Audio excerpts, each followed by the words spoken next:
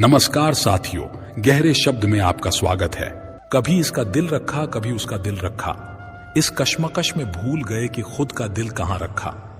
दोस्तों, इस दुनिया में लोग वैसे नहीं होते जैसा आप उन्हें समझते हैं। यहां लोग चेहरे पर नकाब लगाकर घूमते हैं। जीवन में अगर कोई आपको धोखा दे या परेशानी दे तो उसकी परवाह ना करें और आप खुद भी दुखी होना बंद करें, बल्कि उससे कुछ सीख लें। यहां हर इंसान खुद को अच्छा दिखाने की कुछ भी कोशिश करता रहता है, लेकिन इस कलयुग में अच्छा बनने की कोशिश कोई भी नहीं करता। दोस्तों, एक समय की बात है, एक गांव में एक किसान अपने परिवार के साथ रहता था और वो बहुत ही नेक विचारों वाला व्यक्ति था। उसकी एक बेटी भी थी जो विकलांग थी। किसान और उसकी पत्नी दोनों अपनी बेटी को विकलांग देखकर बहुत दुखी होते थे। उन्होंने अपनी बेटी के पैर का इलाज भी करवाया, लेकिन कोई फायदा नहीं हुआ। इसलिए किसान और उसकी पत्नी दोनों अपनी बेटी की सेवा करते, उसके पैरों की मालिश करते और उसे अपने हाथों से खाना खिलाते थे। किसान ये सोचकर चिंतित था कि उसके बाद उसकी बेटी का क्या होगा, उसकी देखभाल कौन करेगा।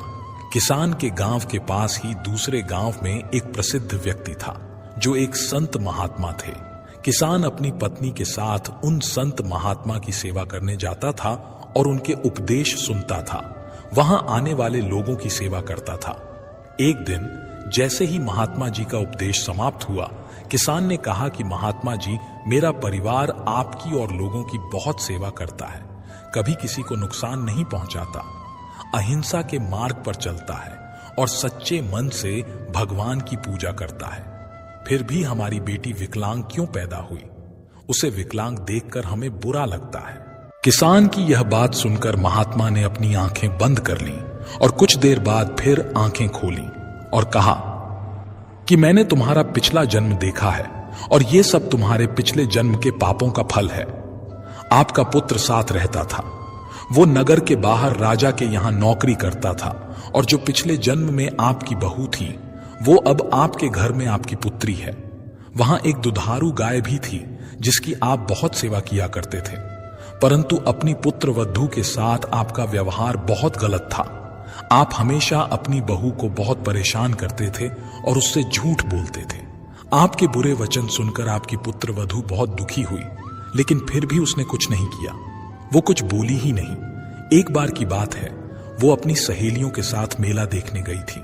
जब वो वापस आई तो आपने गुस्से में उस पर छड़ी फेंक दी, जिससे उसके पैर की हड्डी टूट गई और वो एक पैर उठाकर चलने लगी। जीवन भर वो चिंतित रही, लेकिन फिर भी कुछ नहीं बोली। इस जन्म में आपकी बेटी ही आपकी वही बहू है। वो अपना हिसाब बराबर करने आई है। जैसे उस जन्म में तुमने उसे रुलाया था, वैसे ही इस समय वो तुम्हें रुला रही है। भले ही तुम वही गाय हो जिसके कारण तुम्हें इस जन्म में पवित्र मन मिला है। तुम्हारे साथ कुछ भी बुरा नहीं हुआ है, तुम्हें अपने कर्मों की सजा मिल गई है। इसलिए हमेशा अच्छे और नेक कर्म करने चाहिए। हमारे कर्मों का फल हमें हर पल मिलता रहता है, क्योंकि हम जो भी सांस लेते हैं, जो कुछ भी हो रहा है, वो हमारे कर्मों का परिणाम है। हमारे कर्मों के कारण ही हम सांस ले पा रहे हैं।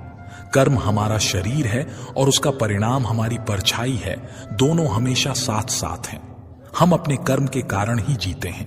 भगवत गीता में बताया गया है कि जो व्यक्ति दूसरों को कष्ट देता है और दूसरों को धोखा देता है, उसका अंत बहुत बुरा होता है। क्योंकि दुर्योधन ने पांडवों को मार डाला था, उसने जीवन भर उन्हें दुख दिया,